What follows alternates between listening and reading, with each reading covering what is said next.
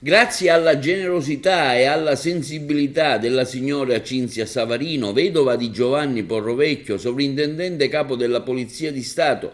prematuramente deceduto lo scorso mese di marzo all'età di 52 anni per arresto cardiaco, l'associazione Amici di Giallonardo, presieduta da Giovanni Alessi, ha ricevuto un defibrillatore che è stato collocato nello stabilimento balneare Baia delle Sirene a Giallonardo. Alla cerimonia di consegna avvenuta nella giornata di ieri domenica erano presenti, oltre alla vedova, i figli Alessio e Riccardo, il sindaco di Realmonte Sabrina Lattuca, il vice sindaco, il presidente del consiglio, diversi consiglieri comunali e numerosi cittadini della comunità realmontina.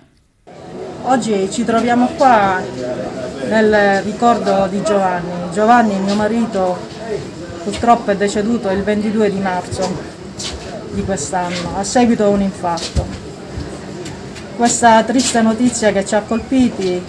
ci ha fatto riflettere quanto fondamentale e importante è la vita umana e abbiamo voluto ricordare Giovanni donando un defibrillatore che, qualora ve ne fosse bisogno, salverà un'altra vita umana, nel ricordo sempre di Giovanni. E oggi siamo qua a ricordarlo. A nome dell'Associazione Amici di Giallonardo ringrazio Cinzia Savarino per la nobile donazione che ha voluto fare alla nostra associazione, che chiaramente noi abbiamo messo a disposizione della comunità di Giallonardo e di tutte le persone che, venendo in spiaggia a Giallonardo, potrebbero beneficiare dell'utilizzo di questo defibrillatore, che è fondamentale nel primo soccorso d'urgenza. Speriamo e ci auguriamo ovviamente di non utilizzarlo mai e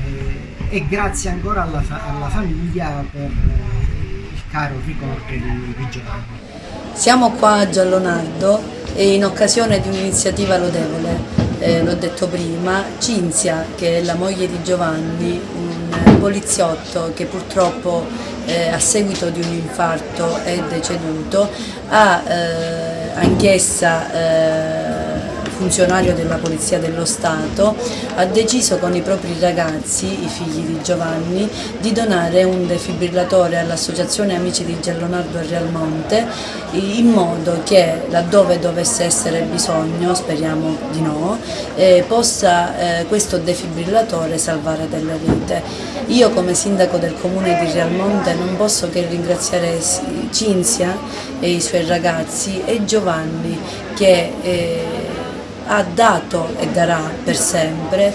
un contributo al territorio di Realmonte. Grazie e spero che queste iniziative siano da monito per l'intera collettività,